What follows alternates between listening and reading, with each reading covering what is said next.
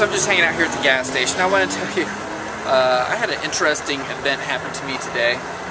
I had to call down to IT because my password stopped working, and so I'm talking to the IT guy, and he's resetting all my passwords. And then when we get done with the conversation, he's like, you know, is there anything I could help you with? I'm like, nope, but thanks, appreciate it. He's like, all right, well, if you need anything else, just let us know. I'm like, all right, thanks. He's like, okay, love you, bye. Jumps to end the car.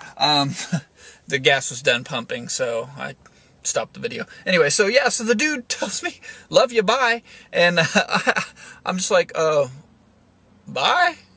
I didn't know what to say. Yeah, crazy. I know. I mean, obviously, you know, he probably had just gotten done talking to like his wife or girlfriend and still had that on his mind. I've almost done that before to some people where, you know, be talking to them like, you know, friend of yours or something like that, and when you hang up, it's like, all right, love you, bye, because you're just so used to doing that to your significant other that it's just a natural occurring phenomenon, I guess. But yeah, I didn't know my IT guy cared that much. I really didn't. So I feel a special place in my heart for IT right now. Alright, so I'm cooking dinner right now, and after dinner tonight I'm going to shoot something that'll end up being tomorrow's vlog.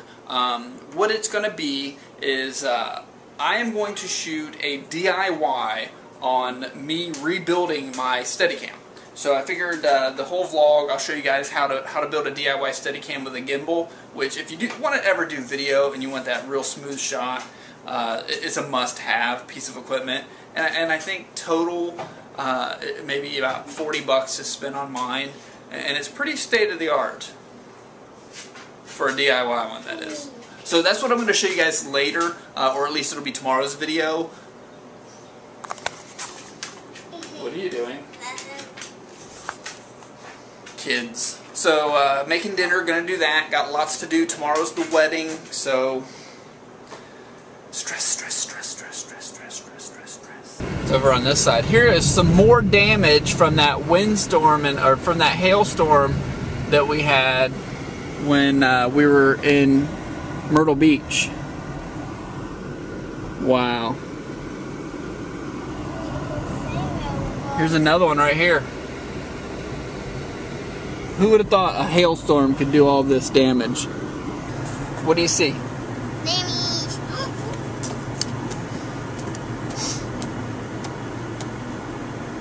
I saw calves. Yeah? Baby lambs, you mean? What song were you singing a minute ago? I don't know. It's the lemur song, isn't it? No. Yeah, what song was it? It's that one. Go ahead and sing it again for me. I like to move it, move it. Tell me what you want to do when we get home. Find my bag, my own soup.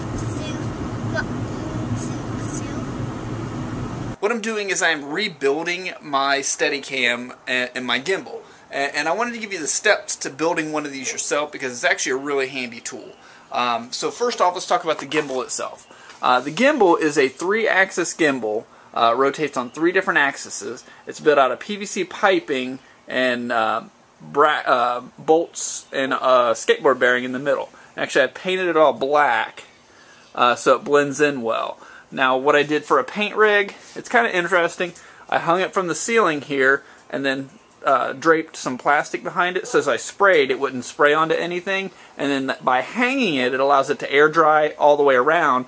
And then, you know, to get a good even coat, you just spin it and short bursts of spray, and that way it coats it pretty evenly there. Now this isn't going to be your normal DIY build just because it's something that I've already built. Like I said, I'm just rebuilding it, and what I decided to do this time, instead of using individual bolts in each of the sections of it, I decided to go with one long rod.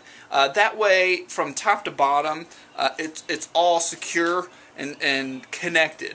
What that's going to do is it's going to eliminate any leaning. What I noticed before when I had it, if one of the nuts would come loose, it would actually lean at the top and throw the entire thing out of balance. This will kind of eliminate that. Here's another important thing. With your caps, what you want to do is make sure you get a hole right in the center.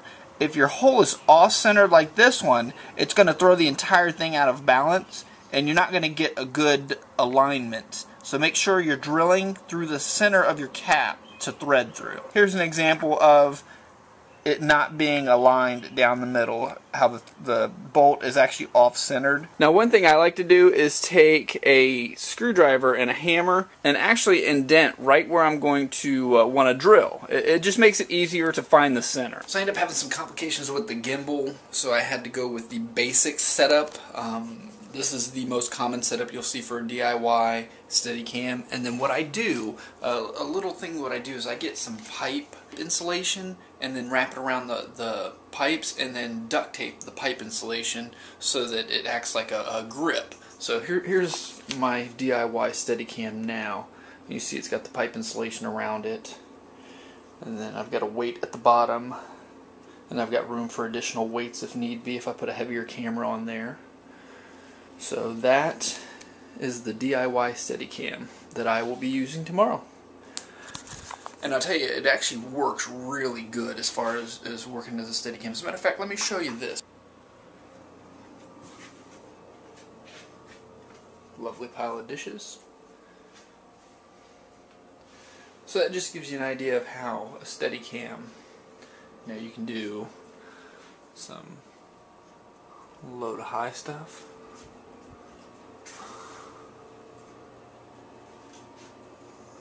Kind of just floats along. Alright, so anyway, so that's my Steadicam video.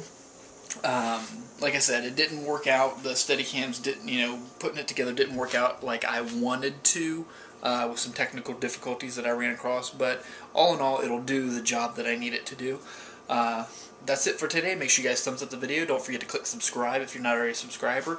Check out all the links down below in the litter box. We'll just need it. Yeah. Leave me a comment on the video. If you want the directions on how to build one of these Steadicams, a list of the materials that you're going to need, all that stuff, send me an email. I'll be glad to send you step-by-step directions and a list of all the materials you'll need for either the gimbal style.